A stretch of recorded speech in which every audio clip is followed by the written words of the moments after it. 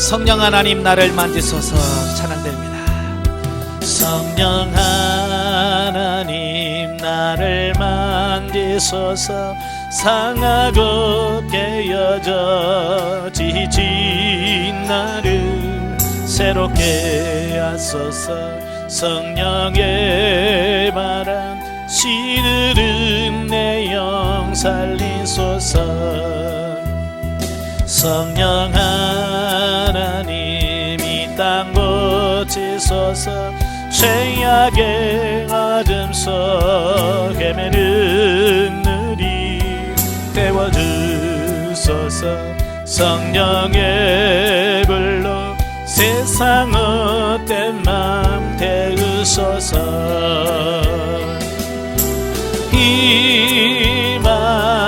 임하소서.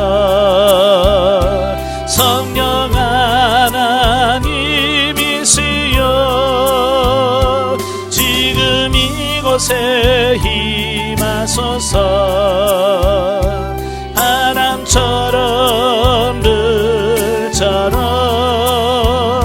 성령이여 임하소서. 아멘. 기도하겠습니다. 은혜로우신 아버지, 은혜와 사랑을 진심으로 감사합니다. 이 시간에도 갈라디아서의 말씀을 나눌 때 성령께서 우리 지각을 열으셔서 알게 하시고 생각나게 하시고 깨닫게 하사 그 말씀대로 사라지지는 역사가 있도록 주님 도와주옵소서. 시종을 맡겨오며 예수님의 이름으로 감사하며 기도합나이다. 아멘. 예, 이 시간에는 253페이지 갈라디아서 2장입니다. 2장은 예루살렘 교회의 바울의 사도권 인정과 바울의 베드로 면책 및 믿음의 우월성에 대해서 천명하는 내용이 나와요. 그 중에서 1절부터 10절인 이제 바울의 주장에 대한 제1차 예루살렘 총회의 인정과 바울의 디도 할례 거부에 대한 말씀을 합니다. 그러니까 1장에서 그 자신이 전한 복음의 정당성을 이미 입증했잖아요. 그리고 나서 자기 자신이 사도가 된 경위, 또 자기 자신을 사도로 부르신 이가 하나님이라고 하는 신적 기원에 대해서 쭉 설명을 해 주었어요. 그리고 AD 49년에 이방인의 할례 문제를 빌미로 한 구약의 의식법 준수 문제에 대하여 논의했던 제1차 예루살렘 총회에서 율법주의의 부당성이 이미 교회에서 공식적으로 인정됐다라는 사실을 여기서 밝히고 있습니다. 예, 그러니까 사도행전 15장에 보면 사도 바울이 그 안디옥 교회에서 복음을 전하고 세우고 1차 전도 여행을 떠났다 오니까 안디옥 교회에게 심각한 문제가 발생하는 거예요. 그러니까 바울이 있을 때는 없었는데 바울이 떠나고 나서 바로 유대주의적 율법주의자들이 안디옥 교회에 와서 자기 자신의 주장을 내세우는 겁니다.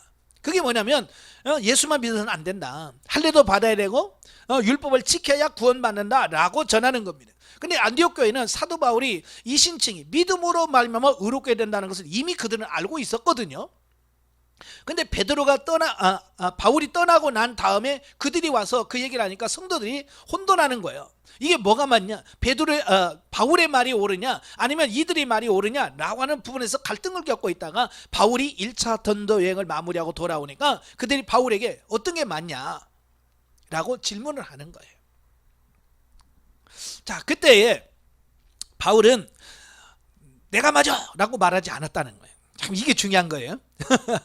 내 말이 다 맞아, 저도 다 틀렸어 라고 말하지 않고 구약 율법의 중심지이자 초대교회의 발상지라고 할 수 있는 예루살렘 교회 지도자들에게 이걸 공식적으로 질문을 던지는 겁니다.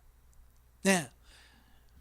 그래서 이신득의 원리가 그 예루살렘 공의회 제1차 공의회에서 그게 인준이 되어지는 겁니다. 그러니까 여기서 중요한 게 뭐냐면 바울이 자신이 주장이 옳죠. 맞아요. 그럼에도 불구하고 그걸 고집하지 않았다는 겁니다. 그리고 대신 교회 공의회에 붙여서 정당성을 얻는 전공법을 선택했다라고 하는 사실이에요. 네, 왜냐하면 이단들은요 자기들만 맞다고 주장을 합니다. 그지? 자기들의 주장이 옳다고 다 주장을 해요. 그래서 다른 데서는 인정이 안 되거든요. 왜? 자신들만의 주장이니까. 그래서 바울은 자기의 고집을 내세우지 않고 공론화했다는 말이에요. 예. 그래서 교회의 공적인 결론을 내려서 그걸 각 교회에 전함으로 인해서 그 사도 바울이 전한 부분들을 공식적으로 인준을 받는 그런 방법을 선택했다라는 사실이에요. 예, 그래서 예루살렘 공회를 통해서 이신득의 원리가 인정되었다는 사실을 통하여 자신의 사도권과 자신이 지금까지 가르친 내용의 정당성을 강조하는 내용이 1절부터 5절까지예요. 자, 그리고 이어서 바울은요, 베드로가 주님으로부터 유대인의 사도로 세움을 받은 것처럼 자신은 이방인 사도로 세움받은 자임을 교회로부터 인정받았음을 밝히고 있습니다. 예, 그래서 베드로는 유대인들 중심으로, 그 다음에 바울은 이방인을 중심으로 한 사도로 그 교회에서 공식적으로 인준을 해 줬어요. 요즘에도 그래요. 목회도 그래요. 목회도 총회에서 정식적으로 인준을 해서 목사가 된 사람이 있고, 자기들끼리 인준하는 사람도 있단 말이에요. 선교사도 마찬가지예요. 그죠? 선교사도 공식적으로 교단 내에서 인준해서 보내는 선교 단체가 있고, 개인이 가는 선교사가 있거든요. 자, 이런 부분을 통해서 사도 바울은 교회 예루살렘 거기에서 공식적으로 선교사로 인정을 받았다라고 하는 거예요. 이처럼 바울은 그 지역 사역 방향에 있어서는 베드로를 비롯한 다른 사도들과 분리되지만 그 목적과 내용은 동일한 것임을 강조함으로써 결국 바울이 이방인에게 복음을 전하는 사역이 유대인 그리스도인의 신앙과 모순이 없을 뿐만 아니라 오히려 복음을 널리 전하라고 하는 그리스도의 명령에 순종하고 있음을 강조함으로써 재차 율법주의의 부당성과 복음의 정당성을 증거했다라고 하는 겁니다. 그러니까 사역의 방법은 이방인이나 유대인이나 다를 수 있어요. 그죠? 우리 목회자 보면 뭐 구제 사역을 중심으로 하는 사람이 있고 사회복지를 통해서 목회하는 사람도 있을 거고요. 각기 다양하게 하나님이 일할 수 있어요. 그러나 그 사역을 통해서 전하고자 하는 메시지는 어때요? 똑같아야 된다 그 말이에요. 다르면 이단이죠. 그죠? 예. 그 다음에 11절 14절까지 보면 베드로의 잘못에 대한 바울의 책망에 대해서 말씀을 해주고 있습니다.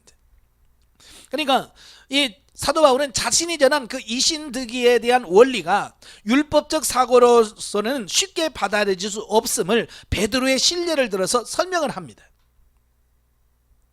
예, 더불어 이것은 어떤 경우에도 유보될 수 없음을 밝히고 있다. 또한 바울은 심지어 수석 사도인 베드로조차도 순간적으로나마 이 문제에 대하여 위선적 행동을 했는데 자신이 이를 강하게 책망을 했음을 밝힘으로써 율법주의의 부당성에 대한 지적과 함께 자신의 사도권이 베드로보다 못하다는 일부 주장을 일식시키고 있다라고 하는 겁니다.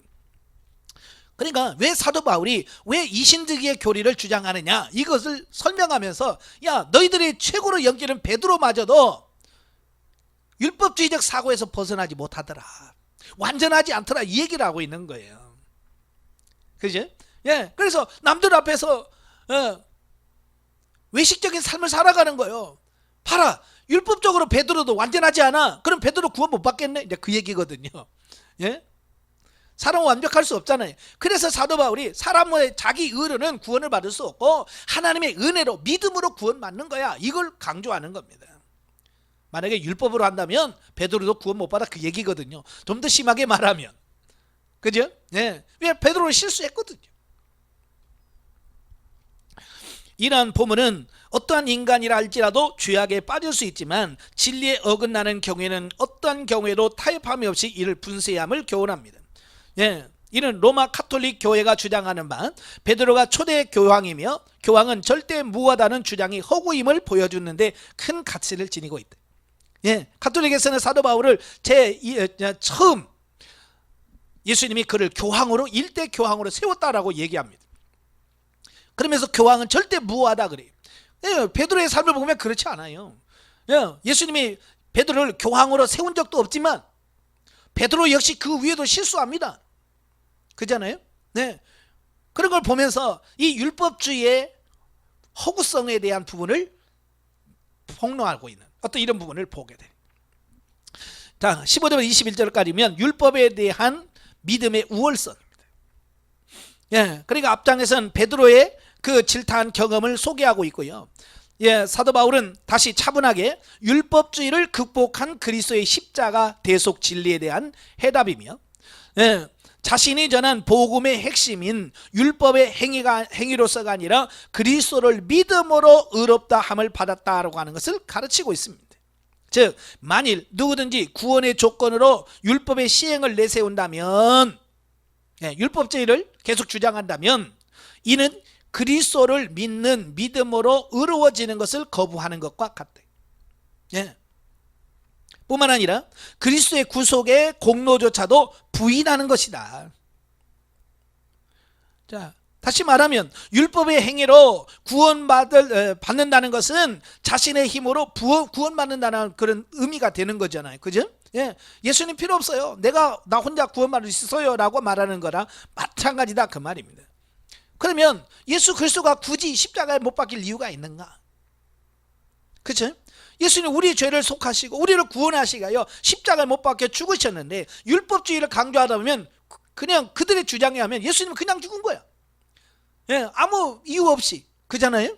그럼 예수 그리스도의 죽으심과 이 모든 것이 뭐예요? 헛되게 되는 겁니다. 그래서 이신칭의가 얼마나 중요한지를 여기서 보여주고 있어요. 자, 왜냐하면 그리스도가 이미 율법이 요구하는 죄에 대하여 죽음으로 그 대가를 지불하셨으므로 우리는 율법으로부터 자유롭게 되었기 때문이다. 예수님이 왜 죽어야 됩니까? 우리의 죄를 위해서 예수님이 대신 십자가에 못 박혀 죽으셔야만 했기 때문에 죽으신 거거든요. 그래야 우리 죄 문제를 해결할 수가 있는 겁니다. 따라서 그리스도와 함께 십자가에 못 박힌 자는 죄악된 생활에서 분리되어 부활의 능력으로 죄에 대하여 완전한 자유를 회복하고 그리스도를 삶의 유일한 의미로 받아들이고 사는 자다. 그런즉 그리스도께서 보이신 하나님의 은혜를 부인하고 율법 준수로 돌아갈 것을 가르친다면 그리스도는 헛되이 죽으신 것이고 그의 죽음은 불필요한 것이 됨을 바울은 다시 한번 믿음으로 의에 이르게 된다고 하는 진리를 천명함으로써 강조한 것이다 라고 하는 겁니다. 그래서 행위를 만약에 내가 행위로서 구원받았다라고 하는 어떤 행위를 강조한다면 결국 예수 그리스도의 십자가의 죽으심과 부활의 의미가 없어져 버리는 겁니다. 그리고 예수님의 죽으심도 헛되고, 그래서 뭐라고 그래요? 예수님을 2번 죽이는 거다, 그렇게 표현하고 있는 겁니다. 이러한 본문은 지금까지 기술한 율법주의자들의 선동으로 위기에 빠진 갈라디아 교인을 향한 바울의 서론적이며 변론적인 기술의 결론이기도 하며, 이어나온 본서의 본론 부분인 교리편인 3장과 4장의 주제로서의 믿음의 우월성을 미리 강조하고 있기도 하다. 그러니까 3장과 4장을 설명하기 위해서 미리 2장에서 그 부분에 대한 밑바탕적인 이런 교리들을 전하고 있습니다. 자, 영적에 보죠. 19절에 보면 바울은 율법을 엄격히 지킴으로 구원을 얻을 수 있다라는 사상을 철저하게 배격한다라고 말합니다. 왜일까요? 사람은 율법을 다 지킬 수 없기 때문이에요. 율법으로 완전할 수가 없다는 거예요. 만약에 믿음으로 율법으로 한 명이라도 구원받을 수 있었다면, 한 명만이라도 있다면 예수님께서 굳이 죽을 필요가 없죠. 왜? 구원의 길이 있는데. 근데 그게 없다는 거예요. 그래서 믿음으로 순종하는 행위와 율법의 행위에서는 분명한 차이가 있음을 주지해야 한다. 믿음의 행위는 하나님의 말씀대로 순종하며 사는 것이다. 그러니까 믿음으로 의롭게 되느냐 율법으로 의롭게 되느냐, 율법주의와 복음은 그 순서 차이예요. 지키는데 율법주의는 뭡니까? 우리가 행위로 구원에 이룰 수 있다라고 말하는 게 율법주의고, 우리가 믿고 구원 받았으니까 하나님의 말씀대로 살아야 된다라고 하는 게 복음이에요. 그 순서만 바뀌면 복음주의와 율법이 차이가 있어요. 자, 3장으로 가죠. 3장은 갈라디아인의 영적 어리석음에 대한 책망과 아브라함의 전례를 통해 본 칭의의 원리 및 초등교사 비유를 통한 율법에 대한 믿음의 우월성을 논증합니다. 자, 1절부터 5절까지면 갈라디아인들의 영적 어리석음을 얘기하고 있는데요. 자, 3장 4장에서 본서의 중반부로서 믿음으로 의롭게 된다는 복음의 내용을 논리적으로 설명한 교리편입니다. 자, 그 중에서 보면은 당시 갈라디아 교인들의 잘못된 태도에 대한 지적으로서 바울이 전한 복음을 버린 갈라디아 교인들의 영적 어리석음을 지적하고 있습니다. 네. 그러니까 사도 바울은 믿음으로 구원받을 수 있어 라고 강조해서 그들을 전도해서 세워놨는데, 그들이 다시 율법으로 돌아가려고 하는 것은 뭐라고요? 어리석은 행동이다. 예, 바로 그걸 강조하고 있습니다. 즉 바울은요, 갈라디아 교인들이 성령을 받은 것이 율법을 행함에 의해서가 아니라 믿음에서 비롯된 것임에도 불구하고 또다시 율법을 의존하려고 하는 것은 극히 어리석은 자다라고 규정하고 있다라고 하는 것을 보게 됩니다. 그럼 왜 그러면 그들이 그렇게 될까? 예, 영적인 이 본질을 모르기 때문에 그렇다라고 하는 겁니다. 예, 오늘날도 많은 신앙인들이 이 원리를 몰라요. 그죠? 그래서 그들은 그냥 교회에서 열심히 봉사하고 충성하고 뭐 하면 그게 믿음인 줄 알고 그게 전부라고 생각하면서 산다 그 말입니다. 그러니까 영적인 성장에 대해서, 영의 변화에 대해서 말하면 못 알아먹어요. 왜? 영적 본질, 이 본질을 이해를 못하니까. 그래서 여러분도 목회를 하면서 성도들에게 정말 가르쳐야 될 게 뭐냐면 바로 이 영적인 본질, 영의 성장에 대한 부분. 사도 바울도 오직 답답했으면 너희 성장해야 된다라고 성장을 강조할까요? 왜? 성장하지 않으면 아무리 복음의 진리 원리를 뭘 설명하고 뭘 해도 못 알아먹습니다. 못 살아요. 살 수가 없어. 성장해야만 돼. 이러한 본문을 통해서 우리는 본질적으로 연약하여 사단의 유혹에 노출되어 있는 인간에게는 항상 자기 반성이 요구된다는 사실을 교훈받을 수 있다라고 하는 겁니다. 이게 무슨 말이냐면 죄 앞에서는 장사가 없다는 얘기예요. 죄를 이길 만한 장사는 아무도 없다는 겁니다. 그래서 우리가 나는 늘 죄에 넘어갈 수밖에 없는 연약한 존재라는 것을 인식하면서 하나님 앞에서 자기 자신을 늘 반성하면서 하나님 말씀대로 살려고 노력하는 어떤 이런 부분이 필요한 거예요. 갈라디아 교인들도 한때는 복음을 전한 기쁨을 맛보았습니다. 그죠? 예. 얼마나 기뻤습니까? 그래서 그들은 할 수만 있으면 사도 바울을 위해서 자기 눈이라도 빼어줄 수 있을 만큼 사도 바울을 귀하게 여겼고요, 그 구원받음에 대해서 감격이 있었습니다. 그렇지만 자기 점검의 미비로 점차 타락하여 진리에서 멀어진 것이다. 예. 영적인 부분도 마찬가지입니다. 예. 자기 딴에는 잘 살고 있다고 생각하는데 잘못 사는 부분들이 많거든요. 그지? 그래서 우리 자신이 왜 상담을 통해서 점검해야 되느냐? 예, 자기 딴은 열심히 잘하고 있는데 정말 그게 잘하고 있는 건지 바르게 가고 있는지 점검해야 될 필요성이 있다는 거예요. 그래서 상담을 통해서, 강의와 상담을 통해서 진단받고 점검받고, 그래서 정말 제가 바르게 가나 이걸 테스트 체크를 해봐야 되는 거예요. 따라서 성도는 항상 자신의 상태를 말씀에 입각하여 점검하여 성령의 인도를 구하는 태도가 있어야 된다. 그래서 고린도후서 13장 5절에 보면 너희 안에 믿음이 있는가? 너희 자신을 시험하고 너희 자신을 확증해라. 예수 그리스도께서 너희 속에 계신 줄을 너희가 스스로 알지 못하느냐? 그렇지 않으면 너희는 버림을 받은 자니라. 고린도 교인을 향해서 정말 너희가 믿음 안에 있는가? 정말 너희가 예수 그리스도 안에 너희 속에 예수님이 거하시는가? 이걸 점검해봐라. 만약에 그게 없다면 너희는 이미 버림받은 자다.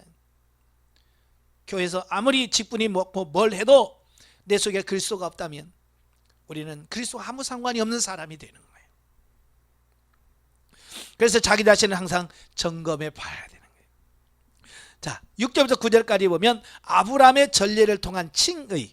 자, 본문에서 바울은 유대인들의 존경을 받는 아브라함의 경우를 예를 들어서 이신득의 원리의 정당성과 역사성을 밝힘과 더불어 믿는 자라면 누구나 구원을 받게 됨에 대하여 말씀을 하고 있습니다. 이것은 이미 로마서 4장에서 이신득의 원리에 대한 역사적 증거로 아브라함의 예로 제시된 바가 있습니다. 이는 바울이 전한 복음이 구약의 율법을 훼손한다고 하는 율법주의자들의 주장에 대한 강력한 반론인과 동시에 믿음의 우위성에 대한 논증을 하고 있다라고 하는 겁니다. 예, 그러니까 바울이 자기 자신의 이신칭의, 이신득의의 교리를 주장합니다. 근데 자꾸 그게 잘못됐다고 얘기를 하는 거예요. 그러니까 사도 바울이 그 아브라함의 예를 들면서 역사적으로나 성경적으로 보나 분명히 이신칭의가 옳다, 이걸 증명하고 있는 겁니다. 그렇잖아요. 어떤 것이든 성경에서 벗어나면 그건 가짜죠. 그죠? 어떤 것을 전하더라도 성경 전체에서 그게 일치되어지고 일치가 되어야 그게 진리입니다. 그러니까 내가 어떤 꿈을 꿨다든지 아니면 무슨 계시를 받았다 할지라도 성경에서 벗어나면 그건 가짜예요. 그죠? 기준이 성경 말씀이거든요. 그러니까 사도 바울도 자기 이신칭의 교리가 그냥 자기가 지어낸 어떤 이론이 아니라 바로 아브라함의 삶을 통해서 역사적으로나 성경적으로 이미 밝힌 바 있는 분명한 근거가 있는 주장이다, 이걸 말씀하고 있는 거예요. 한편 우리는 본문을 통해서 신실하신 하나님께서는 과거나 현재 모든 시대에 일관되게 믿음을 통한 구원의 진리를 세우셨으며 이러한 통치 원리에 따라서 이 세상을 주관해 가심을 알 수 있다. 여러분, 하나님의 구원 계시와 방법은요 언제나 동일해요. 구약이나 신약이나 다 똑같아요. 구약은 뭘로 구원받아요? 믿음으로 구원받아요. 구약에서도 믿음으로 구원받는 원리예요. 신약도 믿음으로 말미암아 구원받는 거고요. 지금 시대에도 여전히 믿음으로 구원받는다는 것은요 신구약 미래까지 다 합쳐서 동일한 거예요. 만약에 그게 시대마다 바뀐다면 어떻게 될까요? 만약에 우리나라 대통령이 5년마다 바뀌잖아요. 5년마다 바뀌면 그 새로운 대통령이 될 때마다 어때요? 나라 정책들이 어때요? 조금씩 바뀌죠. 그죠? 만약에 하나님의 구원의 방편도 시대마다 바뀐다면 우리는 어떻게 해야 돼요? 예? 눈치 봐야 돼. 지금 하나님 눈치 봐야 돼. 아, 이 시대에 어떻게 구원받나. 그런데 그런 눈치 할 필요가 없어요. 왜?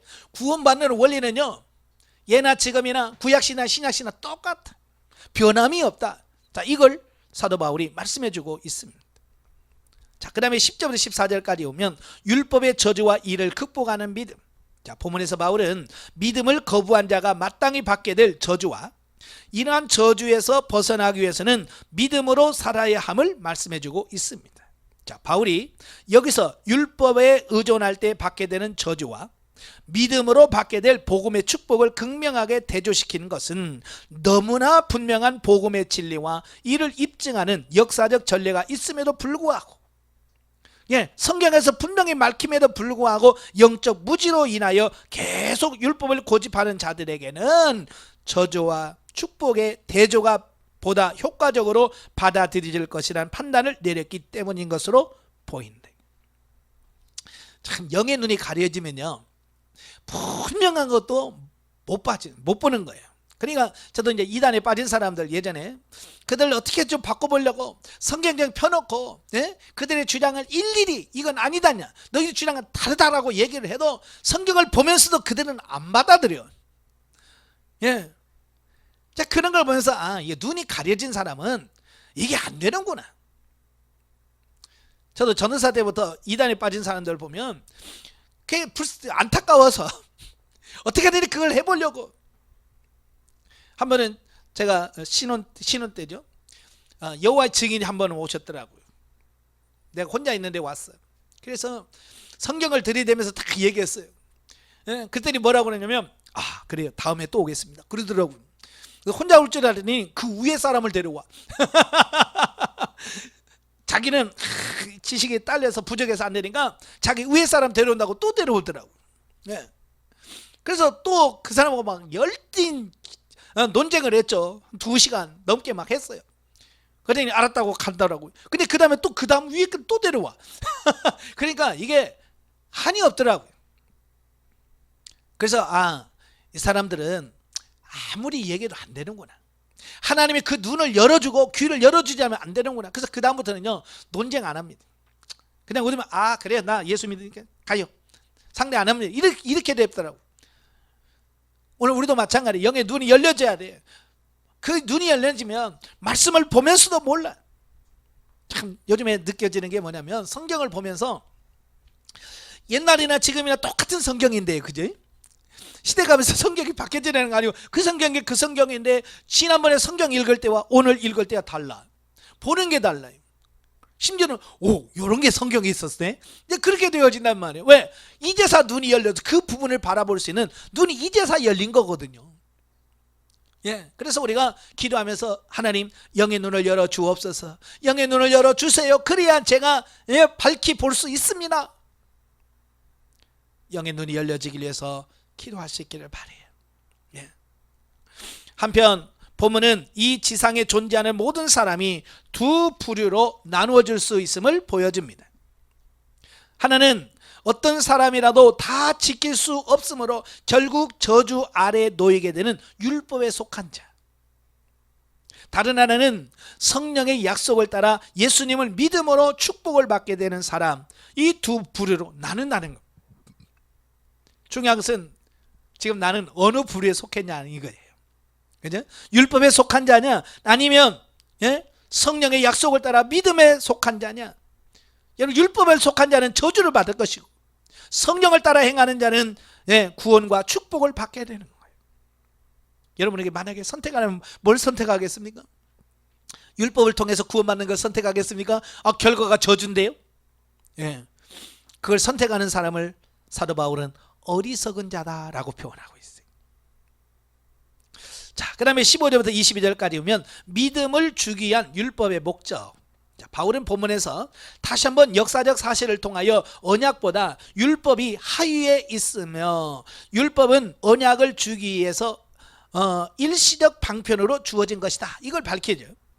자, 즉 믿음으로 구원받음에 대한 언약은 모세의 율법보다도 시간적으로 훨씬 이전에 하나님의 은혜로 주어진 것일 뿐만 아니라 성육신하신 그리스도를 통해서 완전히 성취된 것이므로 결코 율법이 언약을 패할 수 없다라고 하는 겁니다. 그러니까 지금 사도 바울이 어떤 논지냐면 율법보다도 언약이 시간적으로 훨씬 앞서고 있다는 겁니다. 우선순위 시간적으로 훨씬 더 앞에서부터 이미 하나님은 믿음으로 구원받는다. 이걸 미리 시간적으로 율법이 오기 전부터 이미 그건 사실화되고 있다. 그 얘기를 하고 있는 겁니다.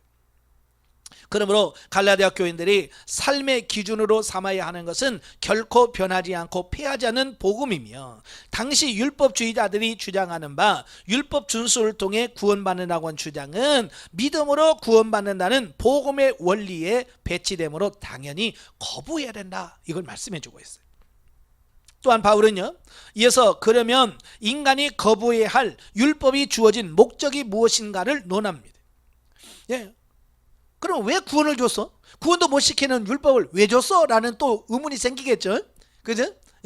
바로 거기에 대한 대답이에요. 이는 사람들로 하여금 스스로 죄를 깨닫게 하기. 율법을 주신 목적은 뭐냐면 그 율법을 통해서 내가 죄인이구나. 이걸 스스로 깨닫도록 하기 위해서 율법을 주었다는 겁니다.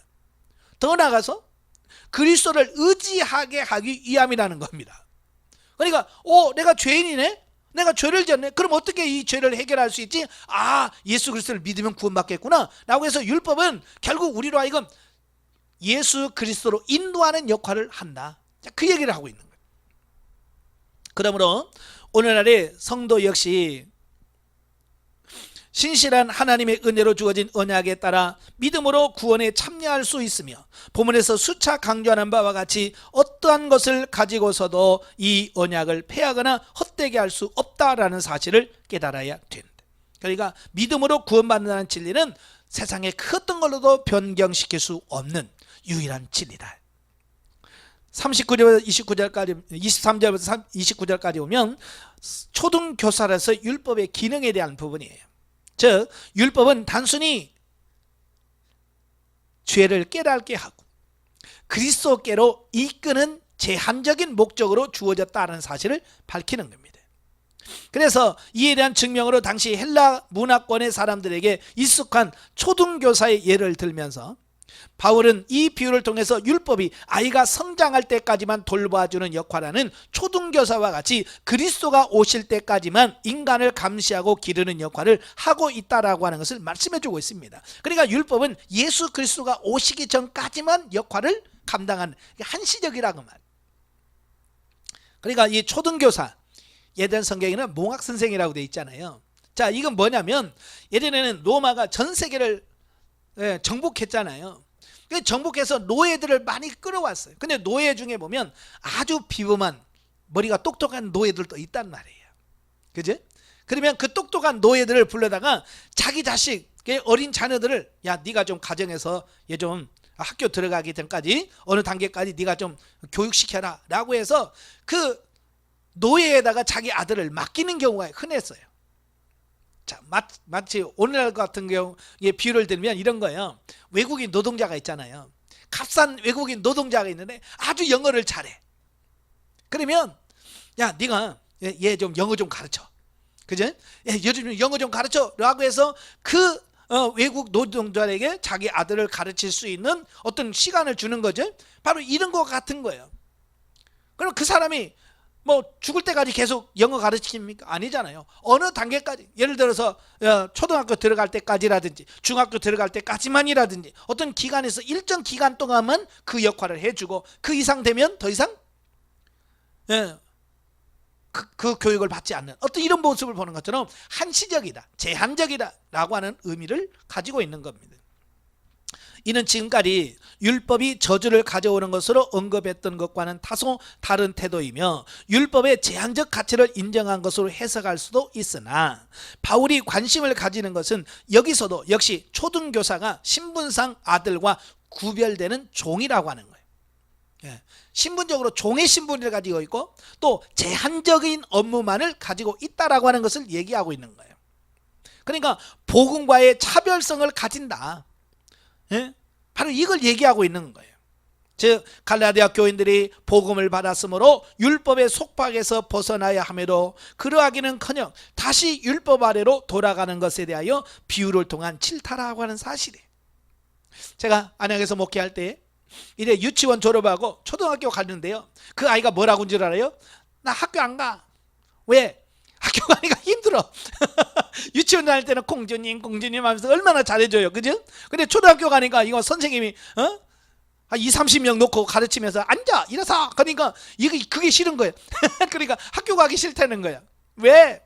학교 가면 선생님이 막 뭐라고 그래. 그러잖아요. 마치 그런 거와 같다는 거예요. 그래서 초등학교 안 가고 다시 유치원 가겠다고 하는 그거나 지금 계속 율법에 머물고 있다는 거나 똑같다는 얘기예요. 앞으로 가야죠. 힘들어도. 그죠? 가야 되는데 뒤로 갈 수는 없는 거예요.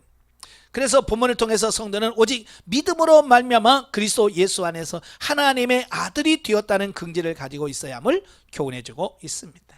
자, 영적에 보죠. 자, 율법을 주시는 것은 하나님의 공의가 온전히 나타나게 하며 또 범법한 백성들이 죄를 분별하게 하기 위함이다.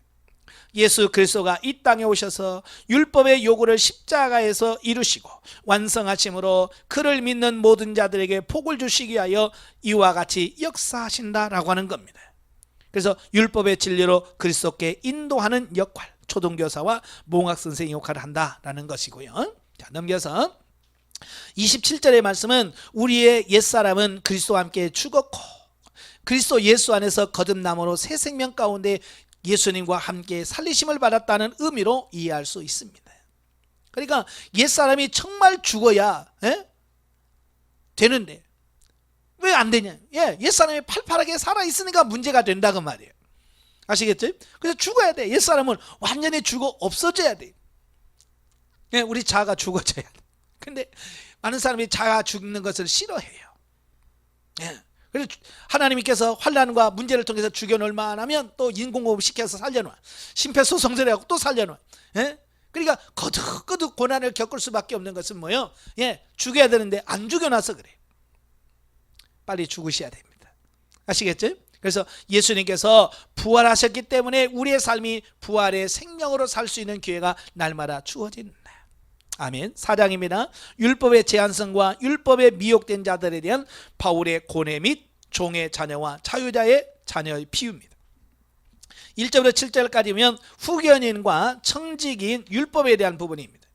3장 23절부터 29절에서 그리스도가 오실 때까지만이라는 제한성을 가진 그 율법의 역할에 대해서 밝혀지고요. 본문에서는 그리스도로 인한 죄의 속량이 이루어지기까지는 유업을 이을 자라도 후견인과 청지기로 비유된 율법 아래 있게 되지만 유업을 이을 자가 장성하게 되면 유업을 이을 자로서의 권리를 되찾아 후견인과 청지기의 도움에서 벗어나듯이 그리스도의 율법 아래에서 속량하심이 이루어진 지금 장성한 자로 하여금 믿음의 참 자유를 누리게 됨을 밝힙니다.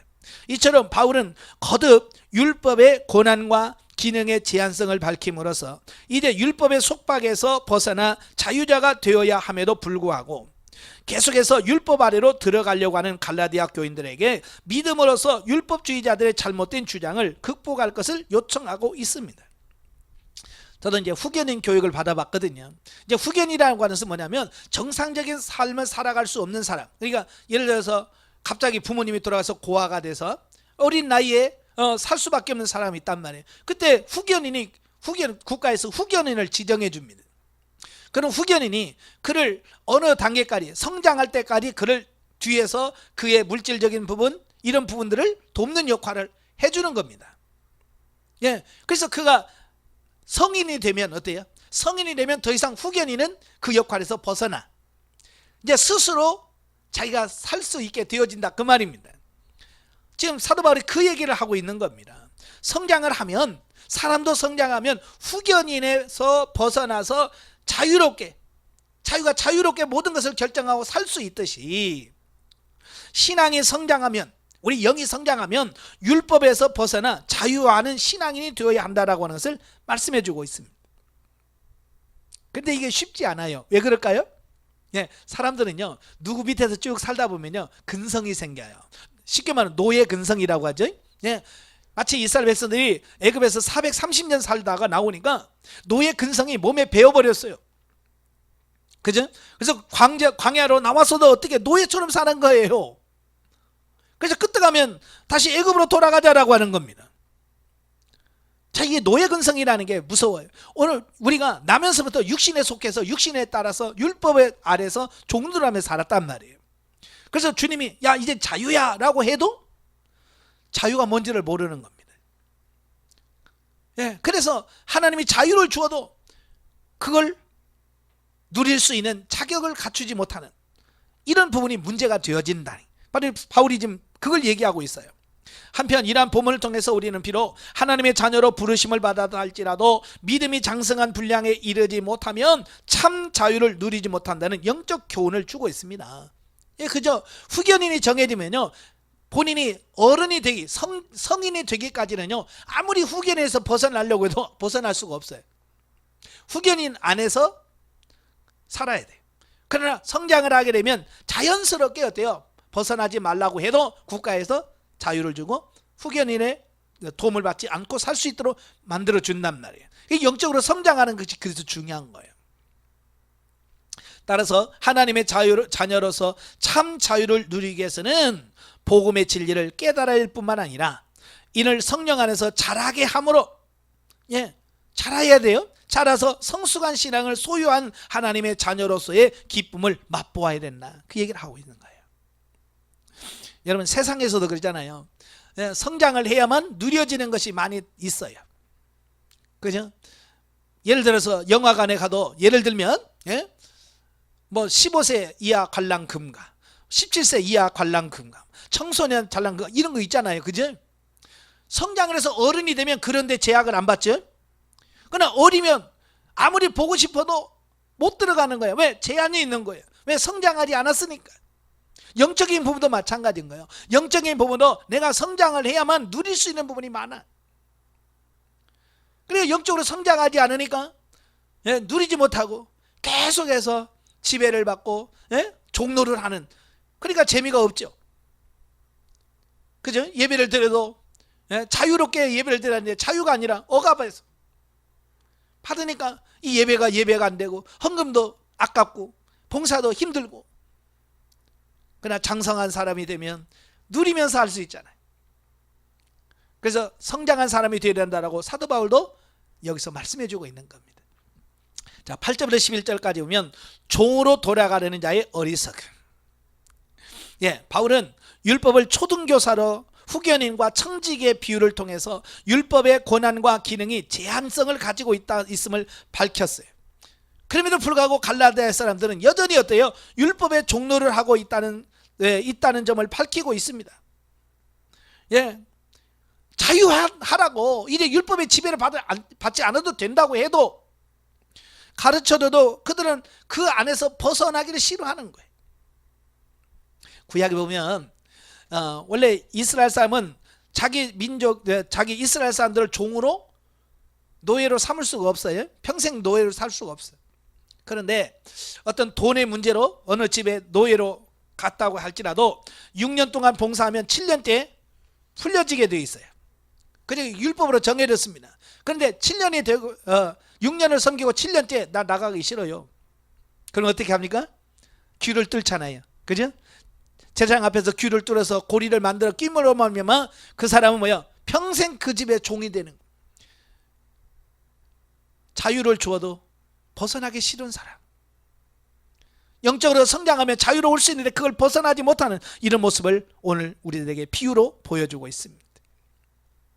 그래서 바울은 당시 갈라디아 교인들의 생활을 구체적으로 지적하면서 이것을 약하고 천박한 초등학문에 얽매이는 것으로 규정하고 있습니다. 또한 갈라디아 교인들이 이러한 상황에서 계속 머물러 있는 것은 바울의 복음 전파의 수고를 헛되게 하는 뿐만 아니라 구원을 잃게 되는 결과를 초래할 것이다 라고 말합니다. 그래서 본문을 통해서 복음을 받아들였다 하더라도 이를 잘 성장시키지 않으면 신앙이 퇴보할 뿐만 아니라 배교의 상태까지 이룰 수 있음을 알게 되어진다. 그래서 여러분들 목회하면서 성도들을 자꾸 종의 신분으로 놔두면 안 돼. 종의 신분은 뭐야? 뭘 시켜야만 하는 사람. 기도해라 해야 기도만 하고, 뭐 봉사해라 해야 봉사하고. 그러면 안 돼요. 본인이 스스로 알아서 기도하고 봉사하고 섬길 수 있는 상태까지 성장을 시켜놔야 되는 거예요. 물론 그게 힘들겠지만, 근데 오늘 목회자들이 그걸 못해. 그러니까 많은 사람들이 헤매고 돌아다니고, 딱 그런 이유가 성장시키지 않아서 그래요. 이 말씀을 잘 기억하시기를 바라요. 12절 20절까지 보면 갈라디아 교인들에 대한 바울의 고뇌. 지금까지 바울은 갈라디아 교회의 영적 상태를 직시하면서 이러한 문제를 야기시킨 유대주의적 율법주의자들은 견책에 주력해 왔습니다. 그러나 바울은 과거 갈라디아 지방에서 복음을 전파할 때 그들이 보였던 사랑을 회상하면서 복음 전도자와 성도의 입장으로 되돌아가 그들의 현재 상태에 대한 사도로서의 고뇌를 피력하면서 다시 바른 믿음으로 돌아올 것을 사랑으로 권면하고 있습니다. 사람의 마음은 얼마나 그렇게 변덕이 심한지.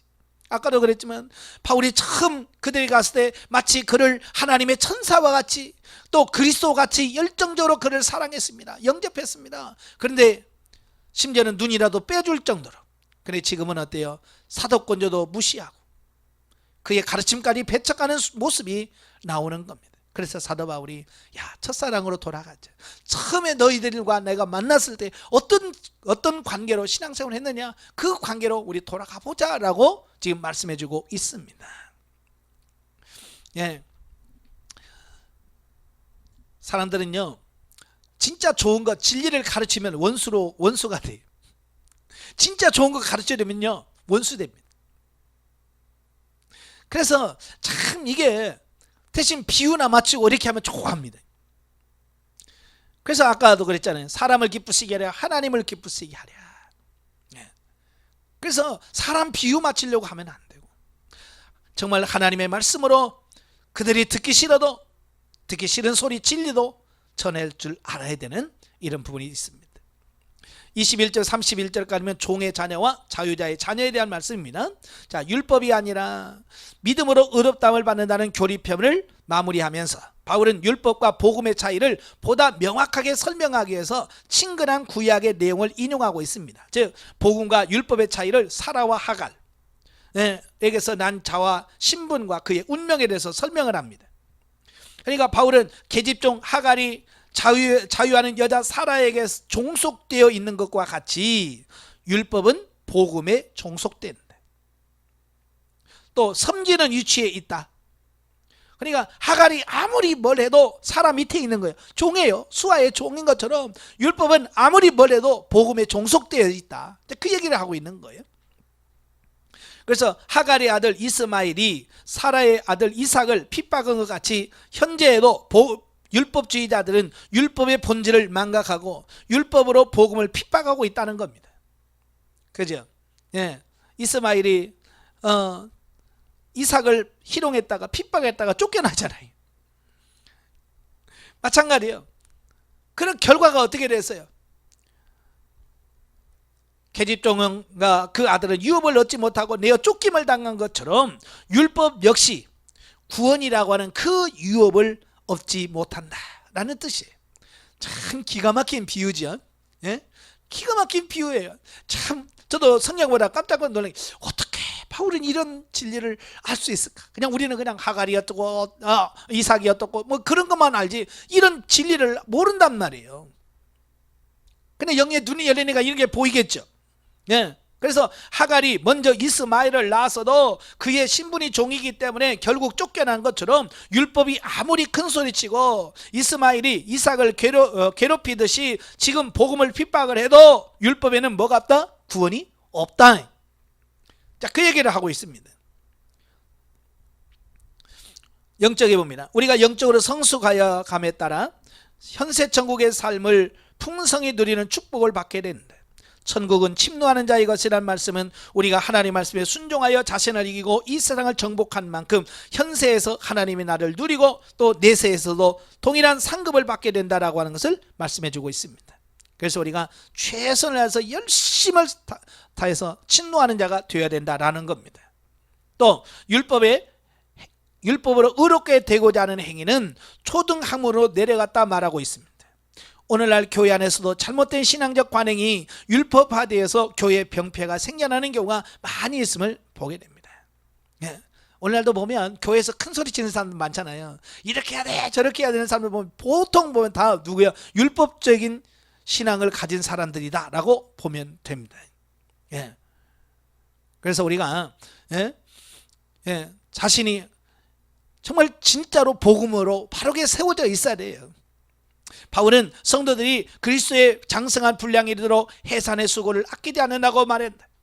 영적으로 거듭나는 것은 시작에 불과하다. 모든 성도는 그 자리에 머물지 말고 그리스도의 장성한 분량까지 성장하고 자라가야 됩니다. 아시겠죠? 자, 5장입니다. 성도의 자녀에 대한 권면 및 육체의 열매와 성령의 열매를 비교합니다. 1절부터 15절까지면 성도의 자유에 대한 말씀입니다. 자, 어찌 보면 3장과 4장은 이신득에 대한 교리편이라고 한다면 5장 6장에서는 실생활에 어떻게 적용할 것인가 라고 하는 실천편을 다루고 있다라고 보면 되죠.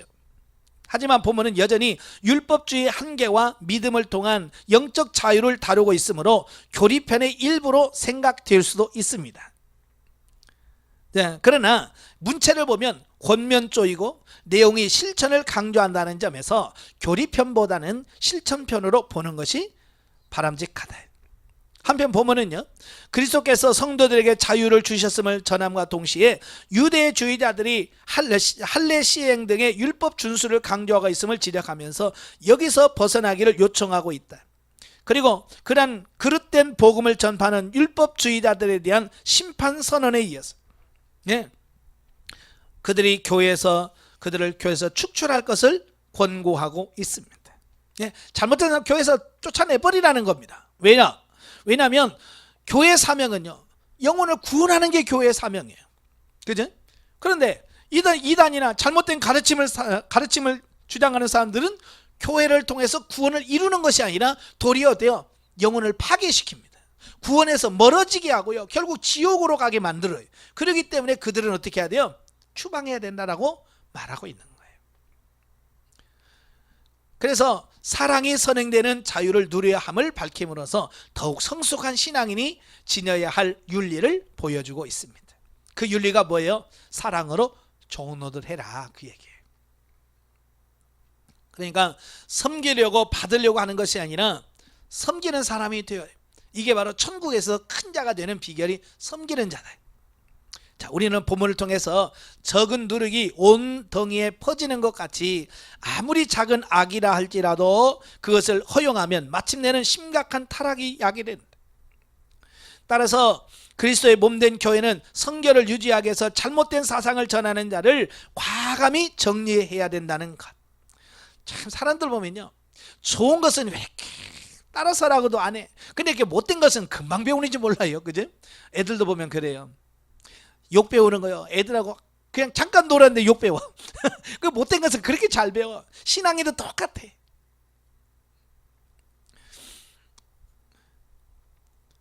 그래서 멀리하라고 하는 거예요. 그 다음에 그리스도인은 성령이 허락하신 참 자유를 향후하고 있으나 결코 방종으로 흘러서는 안 된다.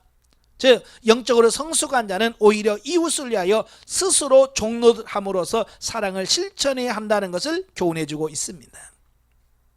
그러니까 내가 성장해서 난 자유해 라고 말하면서 자기가 좋아하고 누리는 것으로 끝난다면 의미가 없습니다. 아시겠죠? 그래서 내가 성장했다면 거기에 걸맞는 섬김의 어떤 본을 보여줘야 되는데, 그래서 다른 사람들에게 좋은 영향력을 끼치는 그런 성도가 되어야 된다라고 말씀해주고 있습니다. 근데 교회 안에서 보면 권사네 뭐네 하면서 입만 살아있는 사람이 너무 많아요. 그래서 제가 그래요. 교회에서 정말 시어머니가 되지 말라. 시어머니들은 보통 보면 뭐예요? 입만 가지고 가자. 아가야 이거 해라. 아가야 며느리야 이거 해라. 야 그런단 말이에요. 그건 안 돼. 시어머니가 되지 말아야 돼. 16절 26절까지면 육체의 일과 성령의 열매에 대한 부분인데요. 자, 앞단락에서 바울은 할례 시행 등의 율법 준수를 주장하는 율법주의자에 대해서 축출할 것을 권고하고, 율법의 행위로서가 아니라 믿음으로 의를 획득한 성도가 참 자유를 얻게 됨에 대하여 언급한 데 이어서 성도에게 이러한 자유를 사랑으로 선용해야 함을 권면합니다. 그리고 나서 바울은 인간에게 육체의 욕심을 따라 행하는 것과 성령을 쫓아 행하는 두 길이 있다라고 하는 것을 밝힙니다. 자, 저와 여러분이 신앙생활하는데 두 길이 있어요. 육체를 따라 사는 길이 있고 성령을 따라 사는 길이 있다는 겁니다. 자, 그래서 내가 어떤 길을 가느냐에 따라서 열매가 달라지는 겁니다. 그래서 육체의 욕심을 따라 행할 때 나타나는 열매가 19절부터 21절까지예요. 그리고 성령을 따라 행했을 때 맺히는 삶의 열매를 22절 23절에 나옵니다. 이걸 비교하면서 대조를 시키면서 결론적으로 성령을 쫓아 살아야 된다, 이걸 강조하고 있습니다. 그러니까 우리는 무엇에 따라 살았냐에 따라서 그의 열매가 다르다는 겁니다. 육을 따라 살면 육신의 열매, 성령을 따라 살면 영적인 열매를 맺히게 된다라고 하는 사실입니다.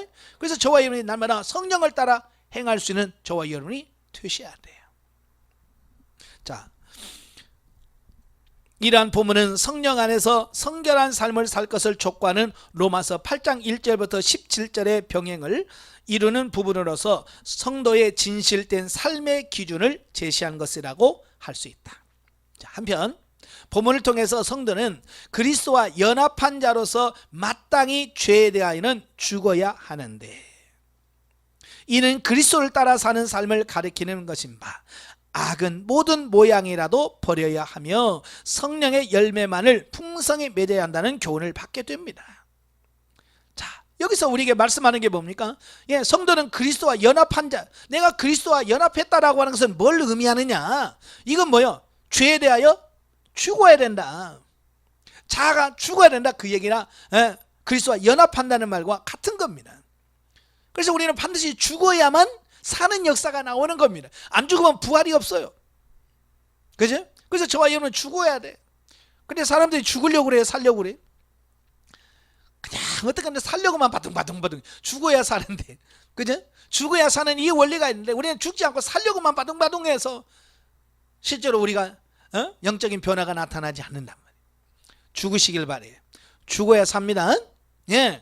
그래서 열매 없는 나무는 죽은 나무이듯이 행함으로 표현되지 않는 믿음은 죽은 믿음이다 라고 하는 거예요. 영적에 봅니다. 사랑으로 역사하는 믿음이란 성령의 내적 외적 충만함으로 생명적인 삶이 되도록 날마다 거룩한 성전으로 지어져 가기 위하여 갖가지 풍성한 은사들을 활용하는 차원을 말한다. 우리가 율법으로부터 자유하나 육체의 소욕을 쫓아 살아가는 그 방종의 기회로 삼아서는 안 되고 피차 사랑으로 종로를 하되 옳고 그름을 분별하여 성령을 따라 잘못된 것은 지적하고 책망할 수 있을 때 진정한 사랑이라고 말할 수 있다. 그러니까 아무 말 하지 않는 것은 사랑이 아니에요. 정말 그 영혼을 위해서 그 사람이 아파하고 힘들어 할지라도 할 말을 할 수 있는 사람이 돼야 돼. 아마 목회하면 정말 할 말 다 하면서 목회하는 사람 있을까요? 없을까요? 없지요. 저도 참 어떤 분이 저한테 그래요. 목사님은 참 좋으시겠어요. 아니 왜요? 그랬더니 목사님은 다 할 말 못할 말 다 하잖아요. 강단에서. 참 몰라도 너무 몰라. 예. 제가 어떻게 할 말 못할 말 어떻게 강단에서 다 하며 삽니까? 예? 제가 목소리가 크니까 이분들은 내가 할 말 못할 말 다 한다고 생각하는데요. 정말 못할 말 진짜 많아요. 해야 되는데 못하는 말이 너무 많은 거예요. 그래서 제가 어느 날에 제가 우리 교회 성도들한테 그랬어요. 저는요 참 목자가 못 됩니다. 참 목사가 못 됩니다. 그러니까 눈이 껌뻑껌뻑거려. 왠 줄 알아요? 하나님이 저에게 말씀하라고 했을 때 제가 100% 못 전합니다. 시험 당할까 봐. 순화시켜서 부드럽게 표현합니다. 하나님께서 말씀하라는 대로 못합니다. 그래서 제가 참 목자가 못 됩니다. 제가 그랬어요.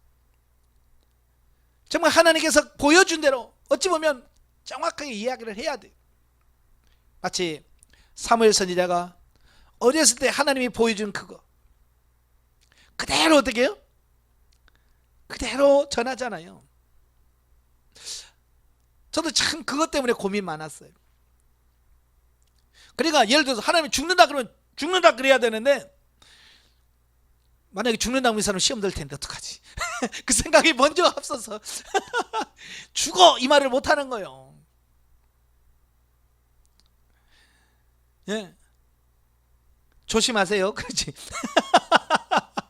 죽는다고 해야 되는데 못한단 말이에요. 자, 그것 때문에 저도 상당히 많은 고민을 많이 했어요. 그래서 하나님께서 가르쳐 준 대로 전하려고 하는 이 부분을 보게 돼요. 어느 분이 저한테 집사님이신데 저한테 자기 상황을 쭉 얘기를 하는 거예요. 힘들다고. 제가 그랬어요. 아, 이건 우울증이에요. 우울증이니까 병원에 가서 진찰해 보세요. 자, 그랬거든요.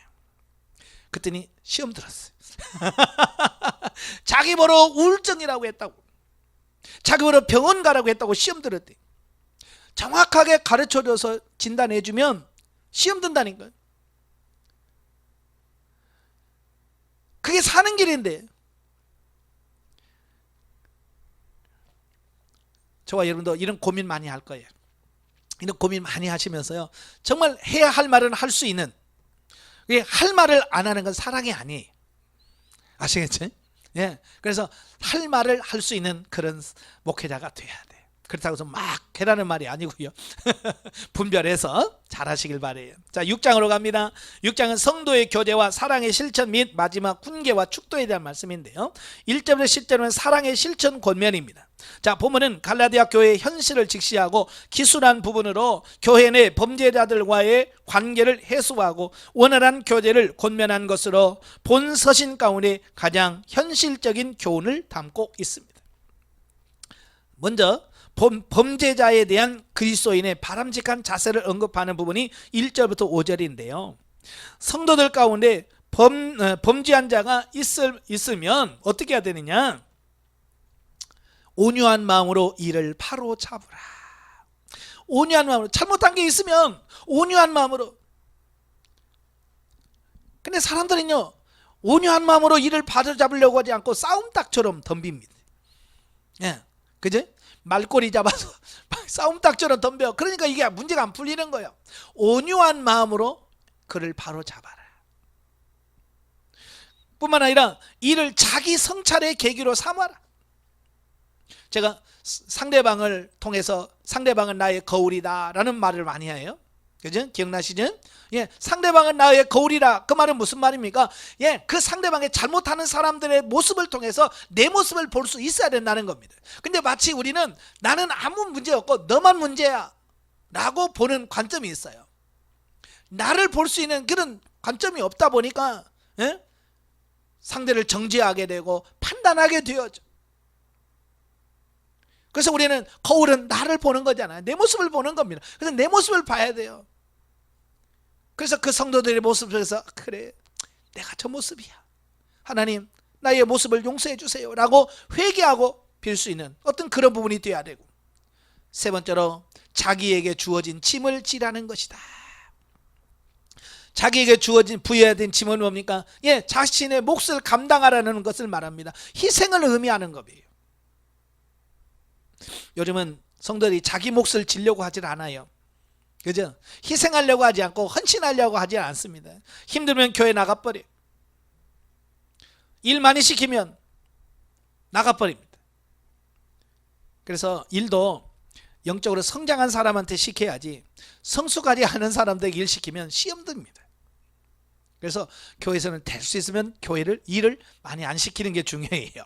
처음에는. 그래서 그 영혼을 잘 성장시킨 이후에, 성장시키면요, 성장이 되면 일하지 말라고도 일합니다.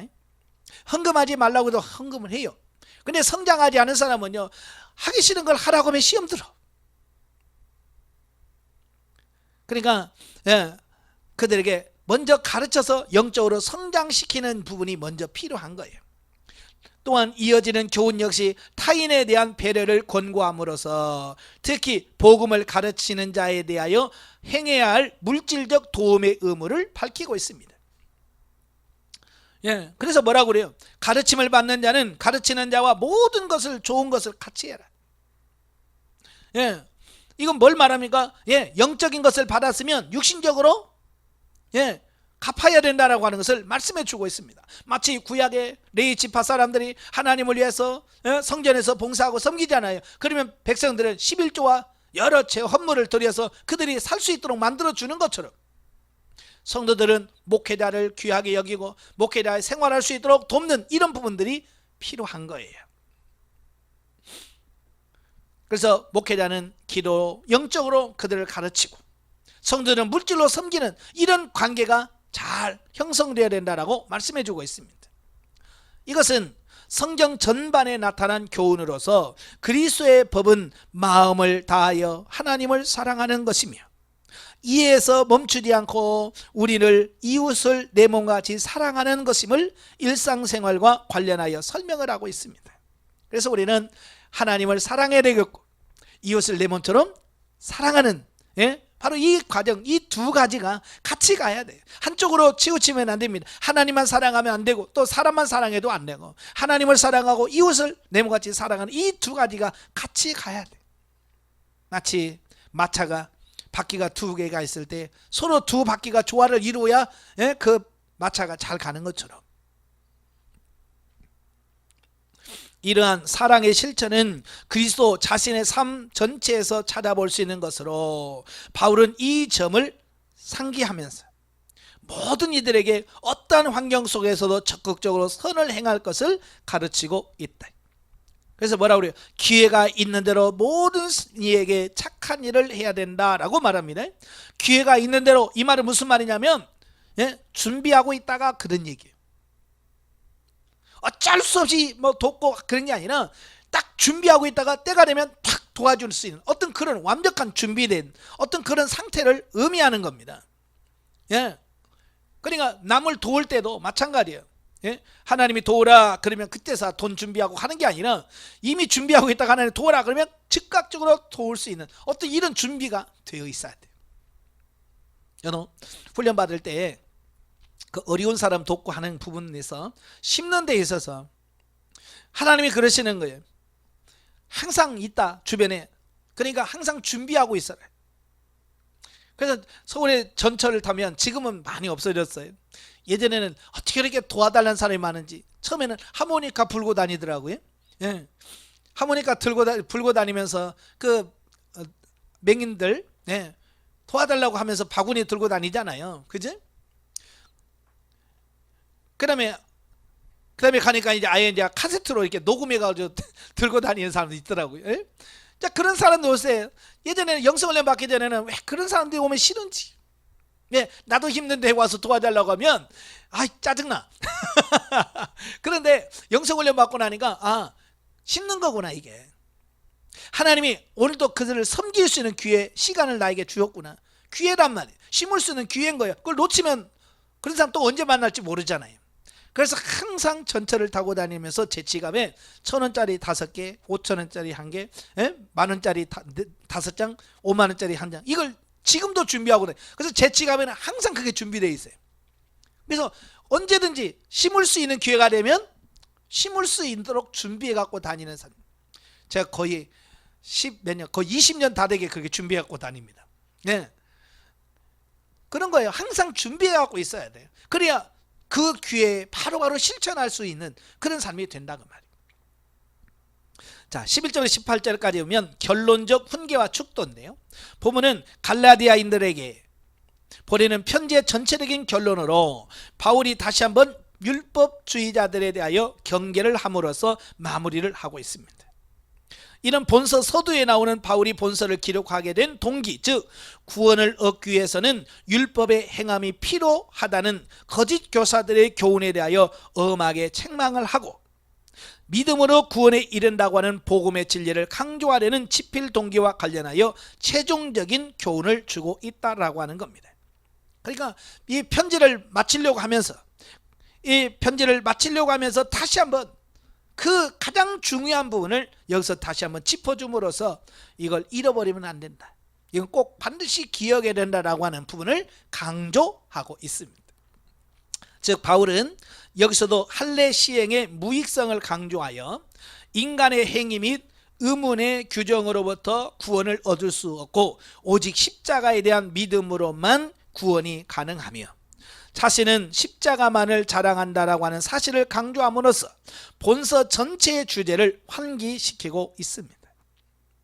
자, 그리고 바울은 이와 관련하여 자신이 예수님의 흔적을 가지고 있다는 사실을 밝힘으로써 이는 그리스도께서 우리를 위하여 십자가에 못 박히셨듯이 우리 역시 세상에 대하여 자신을 못 박는 것과 같은 삶을 사는 것이 합당하다는 사실을 말씀해주고 있습니다.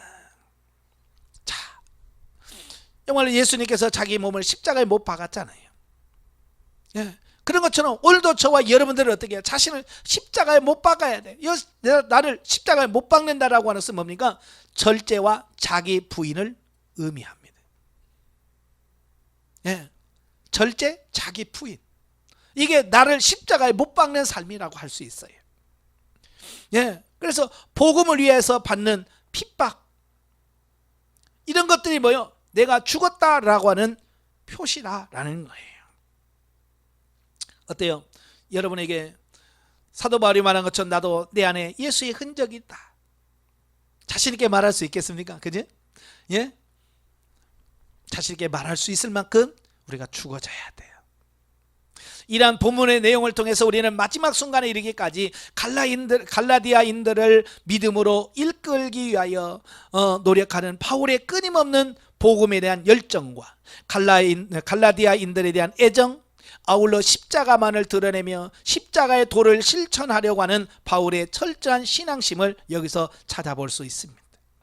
이러한 바울의 신앙을 본받아 복음을 상대화시키려고 공중권세 잡은 사단의 세력이 횡령하는 가운데서 살고 있는 오늘날의 성도들 역시 십자가의 도로서 이를 이겨나가며 진정한 하나님의 평강과 긍휼을 체험하는 삶을 살아가야 한다. 자, 여기서 중요한 것이 뭐예요? 신앙을 본받아 복음을 상대화시키려고 하는 사단의 세력들이, 이게 뭡니까? 복음을 상대화한다는 말은 자기에게 적용해야 되는데, 그죠? 말씀을 자기 자신에게 적용해야 되는데 자기에게는 적용하지 않고 상대방에게만 자꾸 적용시키려고 하는 이런 부분을 상대화한다고 표현하고 있습니다. 여러분, 우리가 강의를 듣거나 뭘 할 때 그건 내게 주신 말씀이에요. 그죠? 근데 우리는 자꾸 그걸 다른 상대방에게 네가 문제야, 네가 바로 서야 돼 라고 말한다는 얘기예요. 상대화하지 말고요, 자기화시키십시오. 내 거다. 아시겠죠? 예, 주관하시길 바래요. 자, 영적 일 보겠습니다. 육신의 소욕을 따라 행하는 삶은 그 당시에는 형통한 것처럼 보이지만 결국에는 멸망의 열매를 거두게 되고, 성령을 쫓아 순종하는 삶은 금생과 내생의 축복을 거두게 된다. 아멘. 예, 그래서 눈에 보여서 좋은 것은 사방이에요. 그러니까 눈으로 봐서 좋고 쉬운 것을 선택하면 결국은 우리도 망할 수밖에 없다는 것을 알게 돼요. 그래서 우리가 눈으로 봤을 때 힘들고 어렵고 고통스러운 것이라 할지라도 정말로 하나님 성령을 쫓아서 그걸 순종하고 이긴다면 그의 생명이 되어지는 은혜가 있습니다. 하나님은 미리 우리에게 베푸실 축복을 준비하셨다가 하나님의 뜻을 구하고 순종할 때 그분의 역사하심을 바라보게 하신다. 아멘. 성령을 쫓아 순종하시는 여러분 되시기를 바랍니다. 기도하겠습니다. 은혜로우신 아버지 감사합니다. 오늘도 귀한 말씀을 들었습니다. 갈라디아서 전체의 말씀을 통해서 우리 자신을 되돌아보게 하시고 정말로 복음의 진리 예수 그리스도를 믿음으로 우리가 구원에 이룰 수 있다는 이 진리를 우리가 가슴에 새기게 하여 주옵시며 사랑으로 서로 총로를 하라고 했습니다. 아버지 하나님, 더 섬기며 더 열심히 목양할 수 있는 저희들이 될 수 있도록 도와주시옵소서. 예수님의 이름으로 감사하며 기도합나이다. 아멘. 하나님께 드립니다.